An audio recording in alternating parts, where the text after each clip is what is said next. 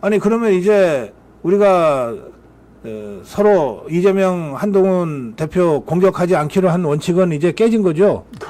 자, 그럼 이제부터 시작해 보세요. 이렇게 된 거거든. 네네. 그러면 미락이 있었다는 얘기잖아요. 제가 여러 차례 얘기한 적이 있어요. 이게 한동훈 대 이재명, 이재명 대 한동훈 관계가 적대적 공생 관계로 보인다. 최근에 저기 주필님, 네. 과방위 밀약설. 그거 아주 고약합니다. 예, 그게 이제 그 최민희가 국회에서 떠들어대는 바람에 이제 알려지게 된 건데, 네. 최민희 얘기는 간단하게 말하면 이거예요. 뭐 어떤 저간의 사정이 있었는지는 모르겠는데 이게 속기록에 나와 있고 녹취가 공개됐으니까 네. 팩트일 거예요. 뭐냐면 아니 그러면 이제 우리가 서로 이재명 한동훈 대표 공격하지 않기로 한 원칙은 이제 깨진 거죠. 자, 그럼 이제부터 시작해 보세요. 이렇게 된 거거든. 네네. 그러면 미락이 있었다는 얘기잖아요. 그 원칙이 있었다는 거잖아요. 그 당시에 그래 이상하게 야당에서 그래서 한동훈 대표를 띄우고 이게 말이에요. 우리가 이런 내용을 몰랐을 때도 네. 또 그리고 요 팩트가 어느 정도 팩트가 심각한 건지는 더 우리가 확인해 봐야 되지만 이런 게 없었을 때도 제가 여러 차례 얘기한 적이 있어요. 이게 한동훈 대 이재명, 이재명 대 한동훈 관계가 적대적 공생 관계로 보인다. 제가 그런 얘기 여러 차례 했습니다. 근데 지금 적대적이긴 하죠. 두 사람 다 서로 대통령 하려고 하니까 네네. 이거는 우호적일 수는 없죠. 적대적인데 서로의 필요에 따라서 일시적으로 서로 의지해서 가는 이런 적대적 공생 관계가 있었다는 거 아니에요, 지금. 아니, 그럼요.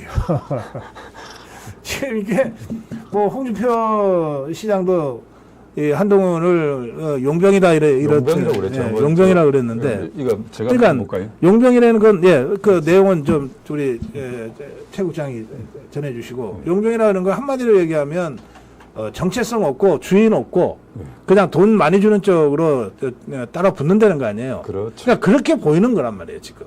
그러니까 제가 신문을 이렇게 뭐 정치부장이 아침에 와서 가장 중요한 일이 전체 일간지를 다 스크린을 하는 건데 네. 한겨레와 경향 등 이제 뭐 좌파 언론이라 할 수 있지 않습니까? 네. 한동훈이 좀 이렇게 말하자면 좀 이렇게 안 좋게 풀리는 것을 그렇게 걱정을 해요.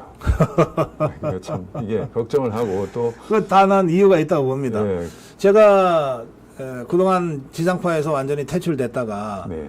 한 몇 달 전에 이제 KBS 라디오 시사 프로그램을 진행하게 됐고요. 네, 네. 그러다 보니까 국민의힘 의원들뿐 아니라 더불어민주당 의원들, 조국혁신당 의원들도 제가 이제 대담을 하게 됐어요. 네, 네.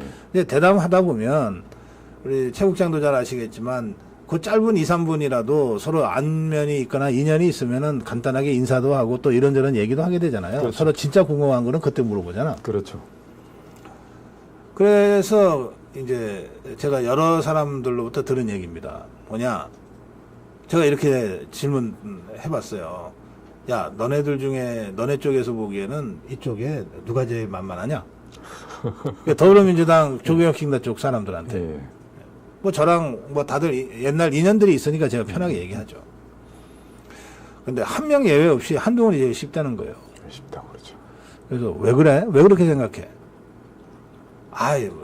몇 달 전에 우리가 한번 해봤는데 저거 완전히 허당해요. 그렇게 대답하는 거예요. 그러면 이제 속마음이 그렇다는 거 아니에요? 속마음이 그렇다죠. 그러면 겉으로 그렇게 얘기 못 하잖아요. 못 하죠. 그럼 어떻게 하냐? 겉으로는 한동훈이 그러니까 버텨주길 비난하는. 그렇죠. 그렇죠. 그러니까 이게 다 일파만파 이심전심으로 전달되는 거거든. 네, 저 종북주사파 세력과 네, 네. 또 좌편향 언론들은 거의 한 통속이니까 네, 네, 네. 그런 거예요. 그래서 제가 역으로 이렇게도 얘기해봤어. 그래? 한동훈이가 제일 만만하단 말이지. 그런데 우리 자유파 쪽에서는 이재명이가 제일 만만하다고 그래. 왜? 아니 그 2년 반 전에 별것도 아니라고 하는 거 다 우리가 입증이 됐잖아. 네, 네, 네. 그러면 아주 죽을라 그래. 네. 지금 뭐 사법 6개, 7개 되죠. 네. 앞으로 재판. 그럼요. 형 나올 게. 예, 재판 자체는 4개지만 혐의는 7, 8개 되죠. 7개 됩니다. 예, 그리고 그래서 이게 서로가 약한 거야. 네. 그런데 하고는 싶은 거야. 네. 그런데 현재까지는 뭐 마땅한 대안도 안 보이는 상태야. 네. 이런 상태니까 둘이가 서로 편성해서 가는 거예요. 네. 그러니까 야 서로 죽이지는 말자. 네. 너도 본선에는 나와야 되지 않냐. 네. 그때까지는 내가 봐줄게. 네. 예? 서로 이런 식으로 지금 가고 있는 것 아니냐. 이런 합리적 의심을 하게 됐는데 이번 과방위 최민희 발언이 그걸 딱 입증해주는 증거 중에 하나가 돼버린 거죠. 그러니까 전에 우리 그 시청자 여러분들도 알다시피 한동훈 법무장관 시절에 이재명의 그 구속 네. 영장을 기각시키는 그런 네. 판사를 배정을 한 거였거든요. 예. 이원석 전 검찰총장과 그렇게 이재명에 대한 수사, 문재인에 대한 수사를 진행을 안 하고 뭉개고 그 점점 이 시간이 지나 보니까 그 왜 그랬는가의 네. 그 궁금증들이 풀리고 있어요 지금. 그 영장 문제 말씀하셨는데 유창훈 영장 전담 판사요. 예. 이게 영장 전담 판사가 3명이에요. 네네. 근데 뭐 셋 다 뭐 좌편향 판사라고 할 수도 있지만 네. 그래도 3명 다 캐릭터가 좀 달라요.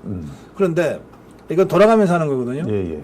그러면 돌아가면서 하는 거를 한동훈이나 이원석이가 몰랐을 리가 없죠. 맞습니다. 그러면 다음 순서가 누구고 그 다음은 누군지 정도는 다 우리가 예측할 수 있는 거잖아요. 네. 그럼 그런 상태에서 이거 제일 그 좌편향이 심한 사람은 가급적 피하자. 네. 뭐 결과가 어떻게 나오든 그래도 영장 인용 가능성이 제일 높은 판사 쪽으로 한번 가보자. 그럼 하루 이틀 조정하면 되는 거거든. 네. 그리고 날짜 정하는 권한은 검찰이 있단 말이에요. 네. 그러니까 이제 접수하는 순서대로 이게 돌아가니까 네. 그걸 그래 제일 좌편향이 심한 유창훈이한테 갖다 줍니까? 그러게요. 그래서 이거는 의도적으로 갖다 줬다 그러면 정말 나쁜 짓이고 그냥 아니 어쩌다 보니까 그렇게 됐어요. 이런 지금 설명하고 있거든요. 그럼 이건 도대체가 개념이 없는 거지. 그 이재명이 살아 있는 것이 네. 유리하다는 뭐 그런 판단이 있지 않았겠냐는 그런 합리적인 의심입니다. 정치에는 우연이라는 건 사실 없어요. 네.